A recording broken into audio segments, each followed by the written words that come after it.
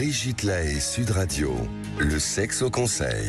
Alors Philippe Bruneau, je vais parler de la réconciliation sur l'oreiller. En fait, ça marche surtout au début parce que le désir et l'attraction sont plus forts que l'attachement. Mais alors ça marche pas pour tout le monde évidemment. Hein.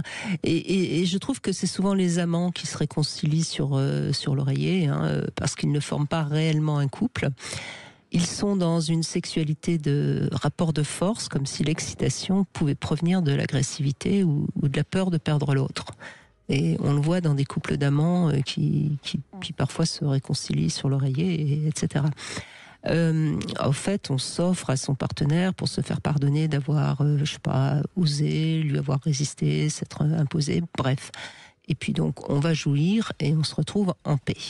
Alors, on voit bien que tous les enjeux de cette réconciliation sur l'oreiller, à laquelle, en fait, moi, je crois pas beaucoup en profondeur, ça marche pour des couples très sexués, en quelque sorte. Oui.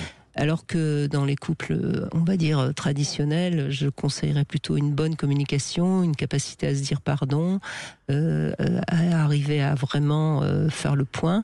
Et puis ensuite, oui, faire l'amour avec intensité, ça va être possible.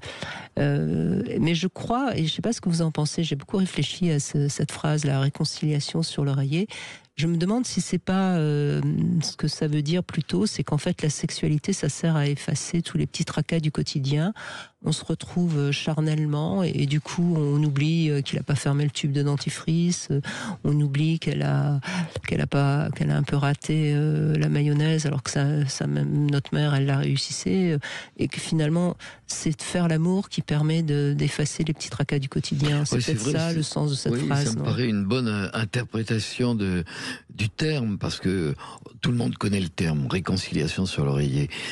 Qui est-ce qui l'a vécu ?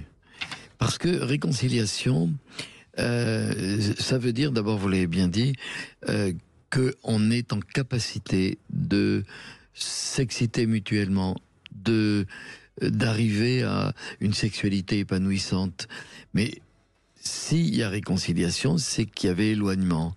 Et quand on s'éloigne, très souvent, et peut-être plus du côté féminin, parce que c'est pas de l'ordre de la volonté. Il y a eu quelque chose qui a été blessant. Je peux pas me rapprocher. Mais au sens, la plupart des femmes, c'est plutôt, c'est pas que je ne veux pas, mais c'est pas possible avec ce qui s'est passé. Donc la réconciliation sur l'oreiller, elle est possible si c'est vraiment deux amants. Ce sont des gens que nous ne voyons pas, nous, en consultation. Et très souvent, on propose dans les consultations cette idée-là. La plupart du temps, les gens ont leur sexualité qui est un peu abîmée, ou alors les distensions, l'éloignement est un peu fort. Mais je conseille à ceux qui le font de continuer à s'entraîner, parce que ça aide beaucoup. En tout cas, la sexualité a ce rôle-là d'apaiser les tensions. Et puis le terme est joli, je trouve, réconciliation sur l'oreiller. Oui, c'est très beau.